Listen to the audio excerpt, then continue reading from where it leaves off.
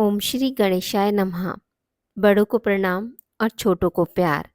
आज हम गणेश जी की कथा का श्रवण करेंगे। मन को शांत और कथा को धैर्य से सुने। कथा को पूरा सुनने से उसका पूर्ण फल मिलता है। एक बार गणेश जी ने पृथ्वी के मनुष्यों की परीक्षा लेने का विचार किया। वे अपना रूप बदलकर पृथ्वी पर भ्रमण करने लगे। उन्होंने एक बालक का रूप बना लिया। एक हाथ में चुटकी भर चावल और दूसरे हाथ में एक चम्मच दूध ले लिया और गली गली घूमने लगे और साथ ही आवाज लगाते जा रहे थे, कोई मेरे लिए खीर बना दो, कोई मेरे लिए खीर बना दो। कोई भी उन पर ध्यान नहीं दे रहा था, बल्कि लोग उन पर हंस रहे थे।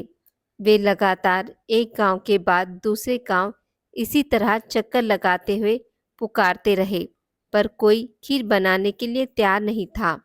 सुबह से शाम हो गई। गणेश जी लगातार घूमते रहे। एक बुढ़िया थी, शाम के वक्त अपनी झोपड़ी के बाहर बैठी थी। तभी गणेश जी वहां से पुकारते हुए निकले कि कोई मेरी खीर बना दो। बुढ़िया कोमल हृदय वाली स्त्री थी। उसने कहा, बेटा मैं तेरी खीर बना देती हूँ। गणेश जी ने कहा, माई अपने घर में से दूध और चावल के लिए बर्तन ले आओ। बुढ़िया एक कटोरी लेकर झोपड़ी से बाहर आई तो गणेश जी ने कहा, अपने घर का सबसे बड़ा बर्तन लेकर आओ। बुढ़िया माई को थोड़ी झुंझलाहट हुई, पर उसने कहा, चलो बच्चे का मन रख लेती हूँ, और अंदर जाकर अपने घर का सबसे बड़ा बर्तन और पतीला लेकर बाहर आई। गणेश जी ने चम्मच से दूध पतीले में उड़ेलना शुरू किया। तब बुढ़िया माई के आश्चर्य की सीमा न रही जब उसने देखा दूध से पतीला भर गया है। एक के बाद एक बर्तन झोपड़ी से बाहर लाती गई और उसमें गणेश जी दूध भरते चले गए। इस तरह से घर के सारे बर्तन दूध से लबालब भर गए। गणेश जी ने बुढ़िया से कहा, मैं स्नान करके आता हूँ, तब तक तुम खीर बना लो, मैं वापस आकर खाऊंगा। बुढ़िया ने पूछा, मैं इतनी सारी खीर का क्या करूंगी? इस पर गणेश जी बोले, सारे गांव को दावत दे दो। बुढ़िया ने बड़े प्रेम से मन लगाकर खीर बनाई। फिर खीर की भीनी भीनी मीठी मीठी खुशबू चारों दिशाओं में फैल गई। खीर बनने के बाद वह हर घर जाकर खीर खाने का न्योता देने लगी। लोग उस पर हंस रहे थे। बुढ़िया के घर में खाने को दाना नहीं है और यह सारे गांव को खीर खाने की दावत दे रही है। तो लोगों को कुतूहल हुआ और खीर की खुशबू से लोग खींचे चले आए।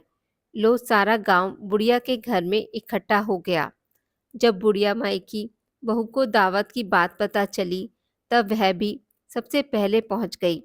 उसने खीर से भरे पतीले को जब देखा तो उसके मुंह में पानी आ गया। उसे बड़ी जोर से भूख लगी थी।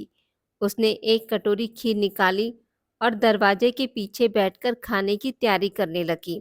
इसी बीच एक छींटा गिर गया और गणपति जी को भोग लग गया और वो प्रसन्न हो गए। अब पूरे गांव को खाने की दावत देकर बुढ़िया अपने घर आई तो उसने देखा बालक वापस आ गया था।